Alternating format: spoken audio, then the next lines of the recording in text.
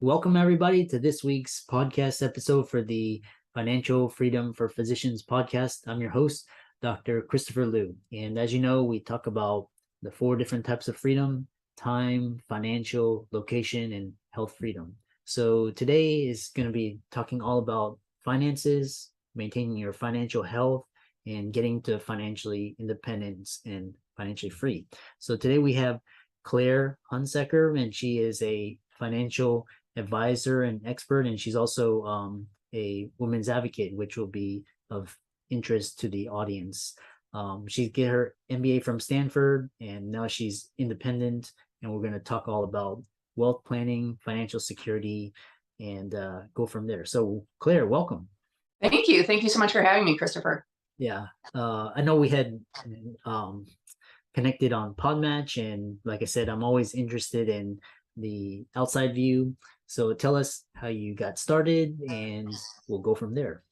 Sure. So I have a long career in business. I actually spent 15 years in high growth startups in Silicon Valley. And, although I love selling security software, it was not my dream. And I made my nut. And then I figured out, I have enough of a financial footing to kind of do whatever I want. What do I want to do?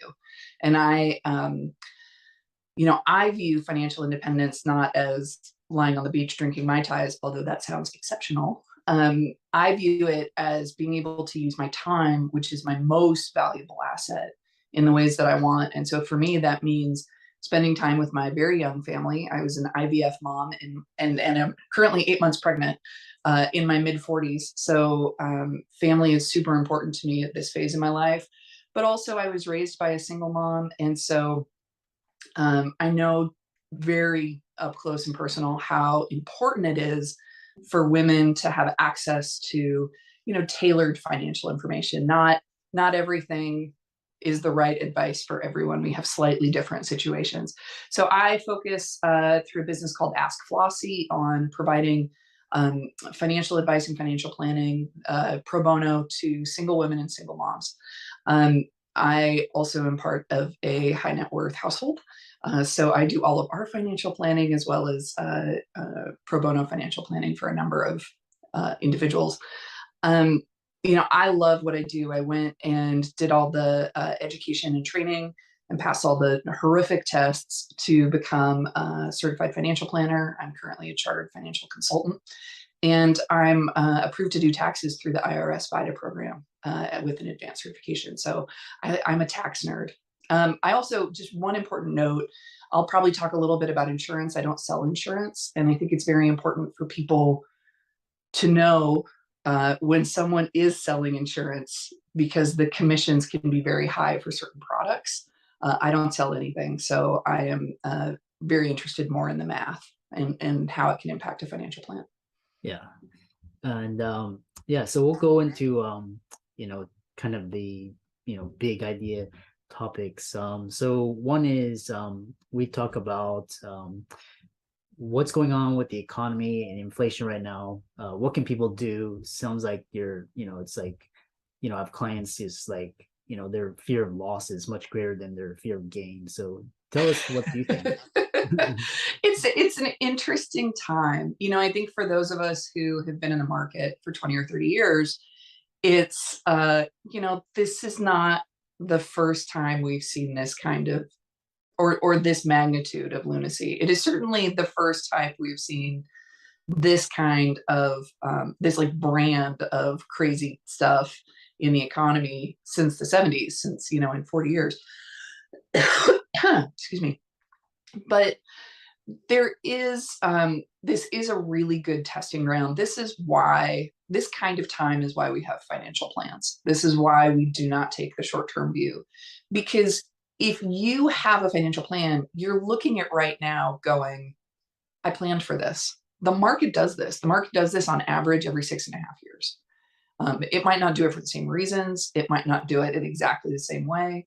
But it is baked in, and is actually becoming, in our lifetimes, in our investing lifetimes, much more frequent. So it's really important to, frankly, just like lose your login and look away. Keep investing, just look away. Like one of my clients came to me and was like, I feel really bad because I've like lost my login and haven't done anything in 2 years. I was like, I love you so much. Thank you. Thank you for not. I mean, the Wall Street Journal yesterday had an article on how it's been one of the worst years to buy a dip. And, frankly, one of the best things, the most powerful thing in investing is time. And so being able to just look away and write it out is great. Not everybody's in a position to do that. It's terrifying. I think that we will continue to see a lot of choppiness, a lot of scary news headlines until 2024. So, and I've been saying that since, May and April and May. And it's not news, right? There's only one way out of this recession and this inflation, and it's through higher interest rates. So it's a good time to focus on managing your spending very carefully, building that muscle, thinking about it in a positive way in your life rather than as like a scarcity mindset. And I think it's also a really great time to just clobber as much of your variable interest rate debt as possible. It is the Chairman Powell has shown that he is not afraid of raising interest rates, which is great. It will help right our economy. And that means that credit card debt's going to get real expensive real fast. And I think it already has for many people. Similarly, adjustable rate mortgages. So it is not the time to be focused on that mortgage you want to take out or the mortgage you had taken out that's at a fixed rate. It is the time to be focused on your credit card, your personal loans, your other stuff that's variable. Yeah. Yeah, it's quite interesting. Yeah, it's definitely interesting times, and you talk to one person, they have this view, and so it's really good to take a look at everything from what's interesting is that because you mentioned that the times really, it's like we're going to experience more recessions, market crashes. So I like this idea of growing income with side hustles and promotions. Tell us. I do too. I think that there's a thing that we often forget about when we're pursuing financial independence, which is that our income is like this fixed number and that we can only work below that line to reduce our spending. And that's frankly just not true. Like the most wealthy people we can think of have many income streams. And you don't build all of those income streams simultaneously overnight, particularly if you are working doctor's hours, or if you have a family. But in our life, we have built them over 5, 6, 7, 8, 9 years, and I think that it's important to find additional income streams that really matter or that really work for your lifestyle, right? So I hired a young woman years ago who had a $20,000 Etsy business selling stickers that she made like after work. And 20 grand a year on a small business tax basis is excellent. It's really, really great. You can do a lot with that money. You can clobber a lot of student loans. You can put away, you could save for a down payment in, a handful of years as a young person. So I think that we try to think of like, oh, what's my great big side hustle? What's your sticker shop? Your sticker shop, like what is gonna move the needle a little bit, and then you can grow into those things. So I firmly believe that, and I also believe that for some people, this was true for me in my career. Pursuing a promotion path and pursuing an aggressive increase in earnings is also a valid way to spend time. It's going to differ for different people based on what their day job looks like, right? Not everybody has upward mobility in their salary at work, but if you do and it's substantial, that's maybe a better thing to than your Etsy side hustle or whatever it is you decide to do in your spare time. Yeah, that's quite interesting. Yeah, especially if you have one income stream that's let's say 200 300K, and it gets wiped out because of a pandemic or something. Right. It's better to have like 10 income streams providing 20 30K So it's a little bit more safer. Absolutely. It's portfolio risk. It's don't put all your eggs in one basket, but it's also like, it gives you an opportunity. I think one of the things that people forget is that, like, if you lose any one income stream, it is much harder to replace that income stream starting from scratch than it is to just kind of goose up 3 other existing income streams. And so I've seen this in everything from consulting to online businesses, to product businesses, to real estate. There's a different flavor for everybody. Not everything is the right fit for everyone, but I think you're right. It's all about reducing risk, and reducing risk is a huge, huge piece of financial independence. Yeah.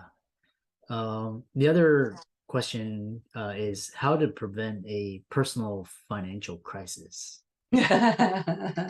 Oh, I mean, look away. But I think that one of the things, and this is kind of why I gave my disclaimer about insurance, is that I think that one of the things that people really underestimate, and it's particularly important in careers that have specialty training, like medical professionals, is insurance. Because during your earning years, you need to count on not just the time that your wealth will grow and creating opportunities for your wealth to grow over many decades, but you also need to generate wealth. And if you lose your ability to do that, either because you die or because you become disabled, which is actually more likely for women. Women are more likely to become disabled, not because of pregnancy or anything related to our lady plumbing, but because of things like rheumatoid arthritis, which we have a higher predilection for, and certain cancers. So it tends to be things like sickness, which you don't see coming, heart disease as well. So disability insurance is really important during the earning years. There are specialty lines for medical doctors, which I'm sure you have heard about from other guests. But I think having a little bit of protection in terms of really doing the math on your disability is important. You can usually insure up to about 70%. And the devil on disability policies is in the details. So you kind of have to sit down and think, what does this cover? Does this cover enough? And what will I do? And do I need to supplement? It can be a little bit expensive, but for high earners who also have high mortgages or who are paying off high student loan debts, disability doesn't always go away. Disability does not magically make that debt go away. And so it can be very important to protect your ability to stay in your home, your ability to maintain your ability to maintain your credit, because you don't want to have to declare bankruptcy. And I also think life insurance is very important, and specifically, unless you are Beyonce rich, term life insurance. I think there are a few vehicles for people who are later in their careers, who have, more than $22 million as a household, as a married household right now, where universal life might make sense from a like estate tax prevention policy. That's kind of it. And you have to have a lot of money to make that worthwhile. And that's typically done with like a lawyer and a financial planner and the people you've got engaged to deal with $22 million of an estate. But for the rest of us, even for very high net worth individuals, a little bit of term is great. I was just having a conversation with someone this morning who'd asked me, we have investments, and we had always thought of that as the like wealth that we would pass on to our kids if we died. And I was like, that's great.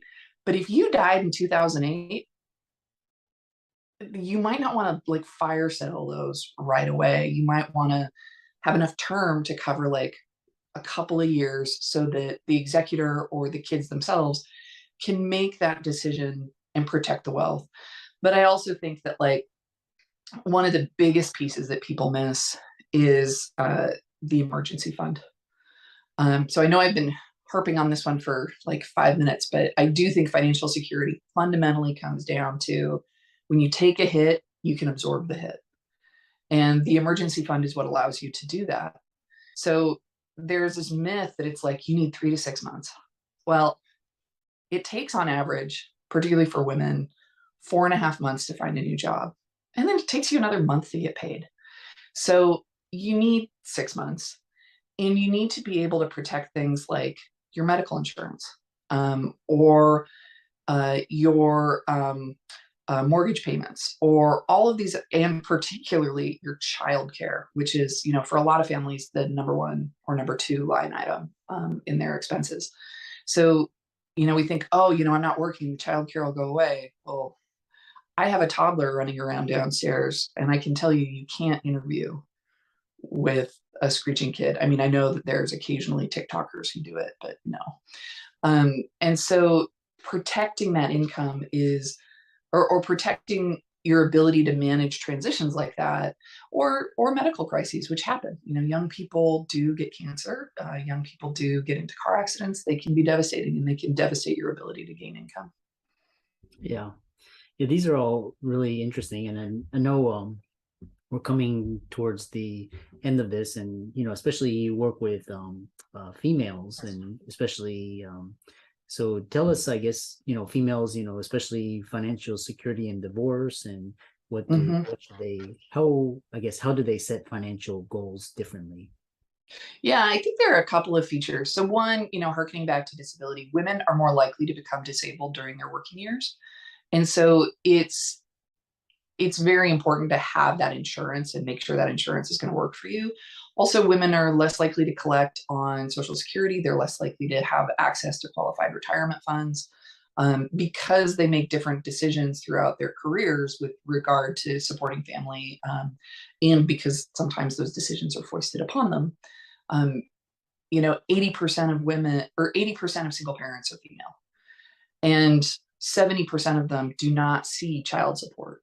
So it's really important for women, as they look over the arc of their lives, to think about protecting downside risk more aggressively than a guy would, because they're more likely to be the sole holder of dependents, whether that's their parents or their kids. They're more likely to become disabled, and they're more likely to have lower incomes and fewer savings opportunities. So you have to take everything that's like standard financial advice and kind of oomph it. And then, you really, really, if you ever go through a divorce, have to replan very carefully, because it is a major financial risk for women. Yeah. Yeah, it's a very fascinating discussion about, troubling times and economic uncertainty, risk, and hedging with insurance and proper planning.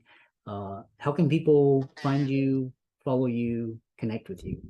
Sure. I'm at AskFlossie. I blog pretty aggressively on these topics. I'm AskFlossie on Instagram, where I'm pretty active. And I'm Claire at AskFlossie. If anybody ever has a question, I'm always happy to hear from people. I take a lot of random calls. I will say that the one thing I want to flag is that open enrollment is coming up very soon. So we want to make sure that everybody's looking really carefully at the math, because the best place to get benefits, if you are employed in a 9 to 5, is through your employer. They get rates that the rest of us do not have access to. Yeah. And for the audience out there, Claire's resources will be in the links in the show notes. It's AskFlossie, like the floss, and .com. And thanks so much for coming onto the show, and we look forward to hearing about your future success.